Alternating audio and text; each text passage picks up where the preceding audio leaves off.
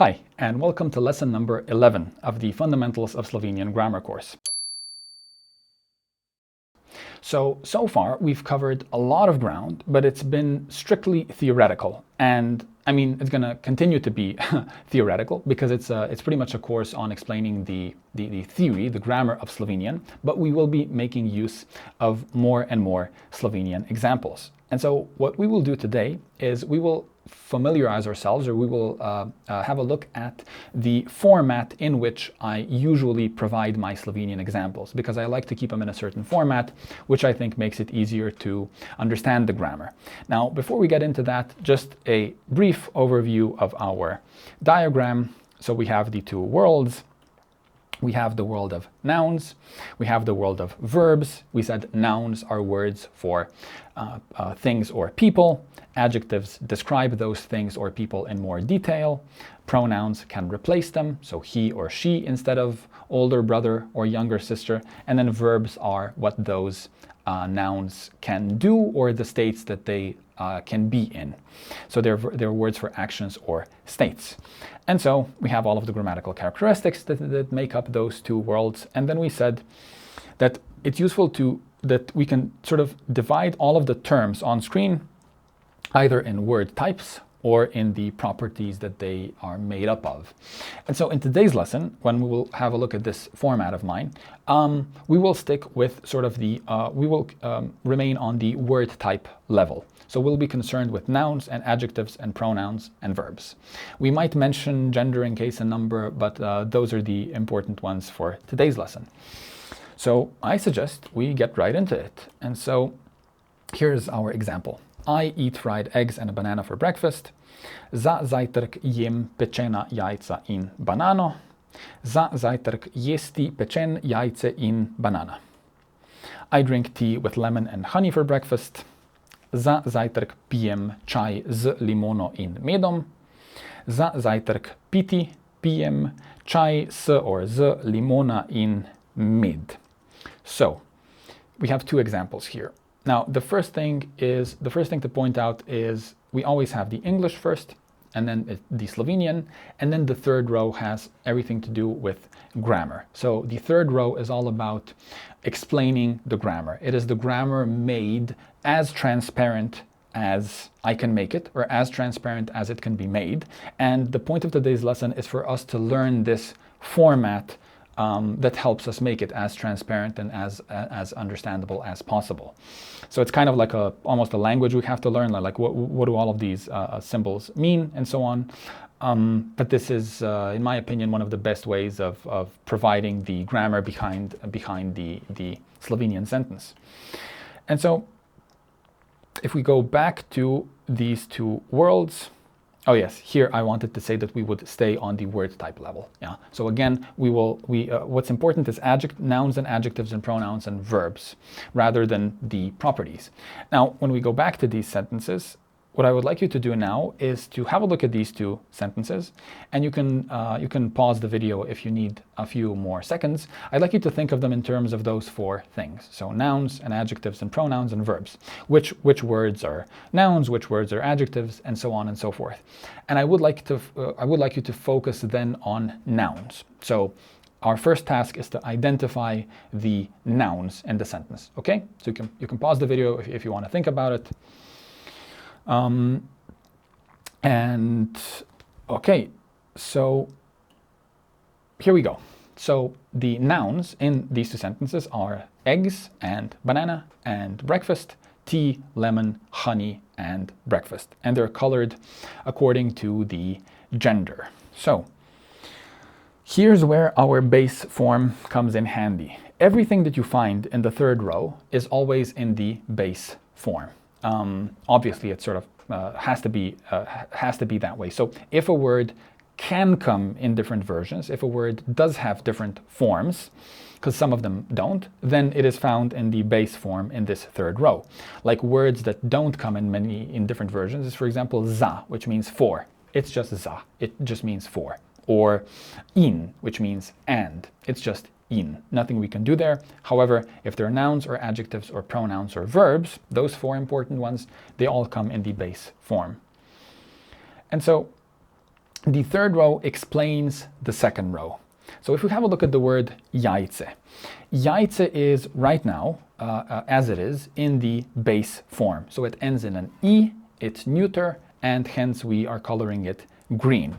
However, what the superscript says, what the 3/acc says, is not what the verb, the form that the verb is in now, but what is happening what is happening in the Slovenian sentence.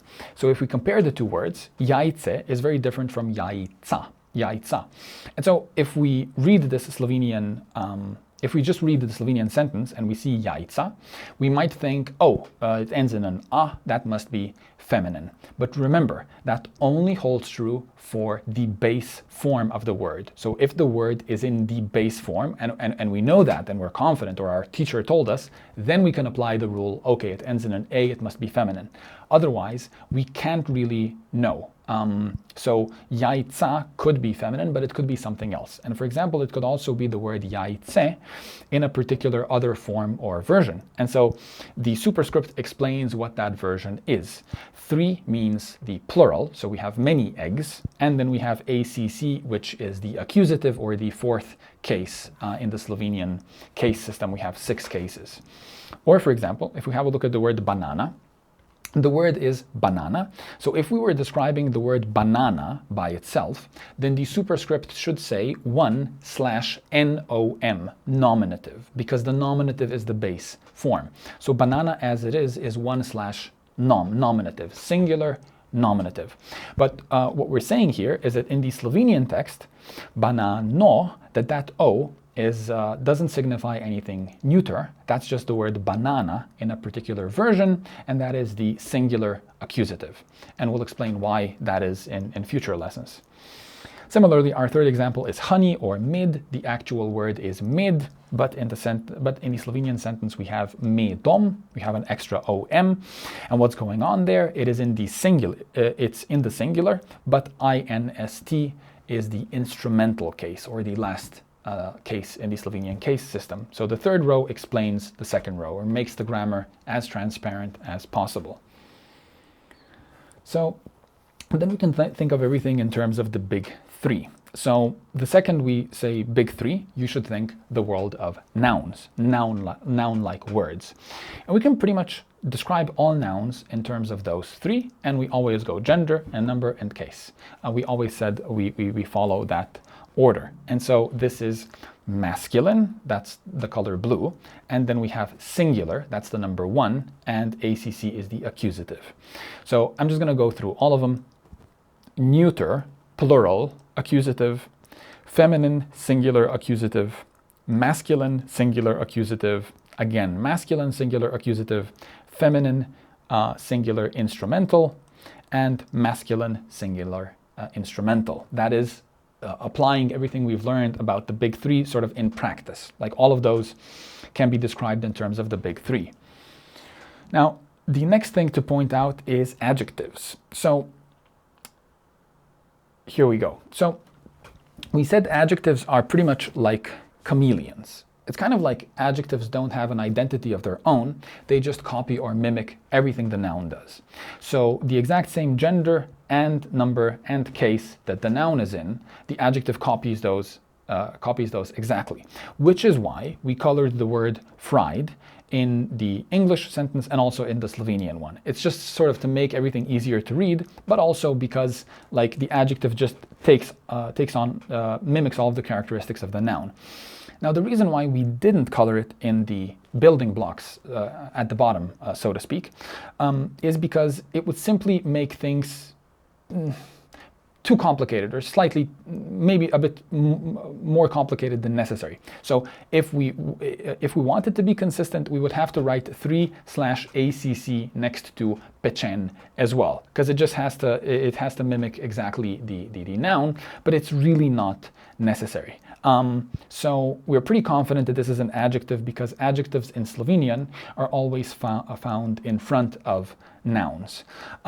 Very rarely, practically never, are they found after the noun they describe. And strangely enough, it's mostly just in poetry.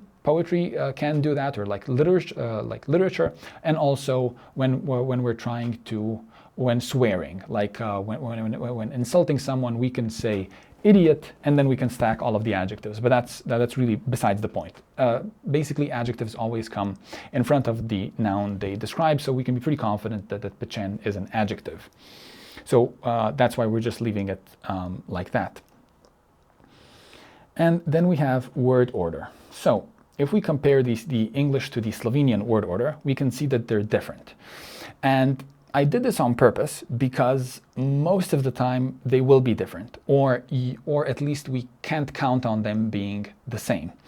So when comparing Slovenian word order to English word order, Slovenian word order is ridiculously flexible. And when I say ridiculously, I really mean ridiculously flexible. And it will not match the word order in English. And so I think that's it's good to get used to that early on. So the English sentence says, I eat fried eggs and a banana for breakfast, and the Slovenian sentence says, for breakfast I eat fried eggs and banana. And the same thing here. So you do have to be mindful of the word order. However, when it comes to sometimes I'll have you or I have my students do these sentences as examples, as exercises, as practice, and then the second row is sort of missing, and you just have to transform the third row into the second one to do it as an exercise. In that case, do keep the word order the same, because you can be confident that what's in the third row is correct. So just keep the word order the same when doing them as exercises.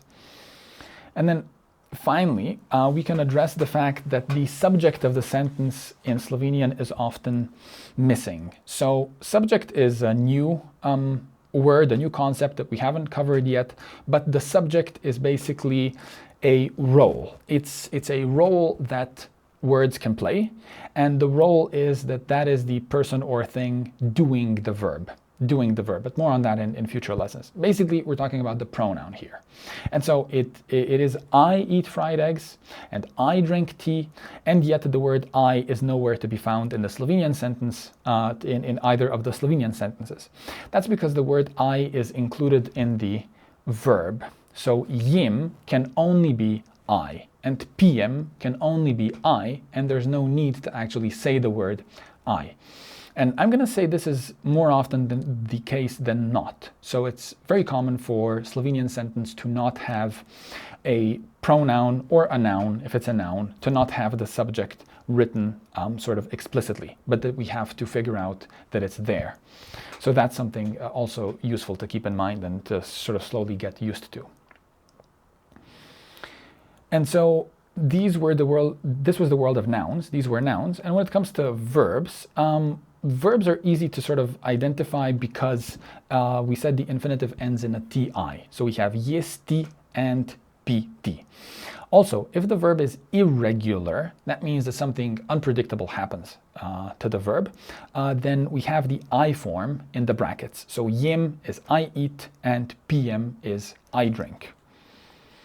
And so if we have a look at this in the form of a slide, so when it comes to reading the format and verbs end in ti, and very rarely do they end in chi. So if you see a t in the third row, you can be pretty confident it's a verb.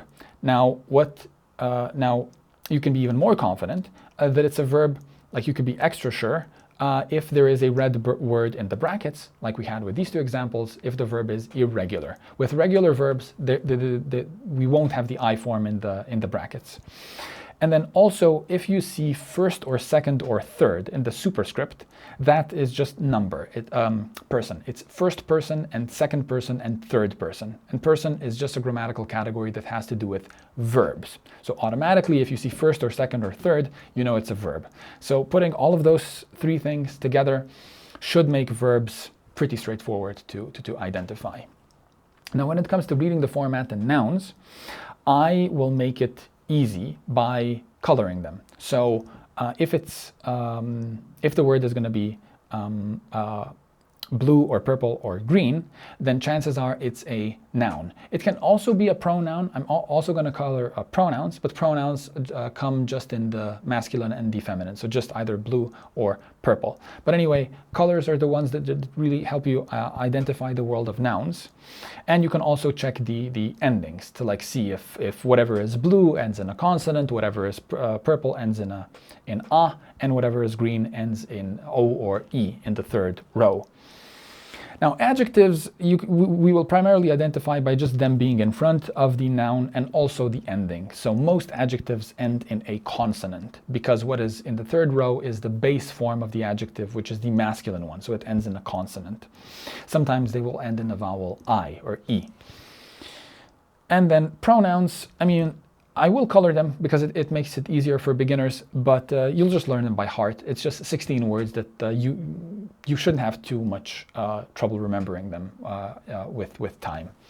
So if we go back to our examples and we go through everything again, we have zajtrk, jajce, and banana. Those are our nouns, and then zajtrk, chai, and limona, and mid. All of those are our nouns. We can know because there's color involved. And we can check the endings to be extra sure. And if we just if we see the words ACC or INST, those are the cases. And so cases can only have to do with the world of nouns. Then we said that adjectives, we would not copy all of the same characteristics of the noun to, like, we will leave pichen as is.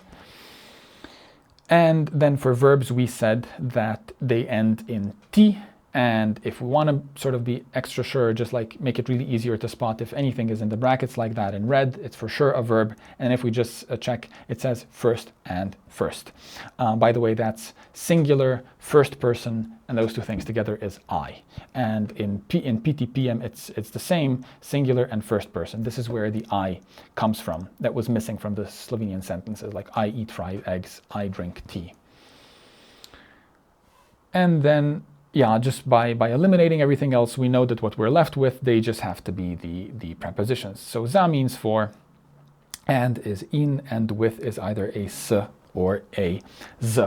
So this is how we can sort of break down the third row, and we'll get used to this format more and more. I know it must be pretty chaotic right now, like all of these different abbreviations and numbers and stuff, but this is my best attempt at making the grammar transparent. So when I provide an example that you could like pause the video, just have a look at the third row and really work through everything. And so, and then add and is in. I had that as well. Yeah.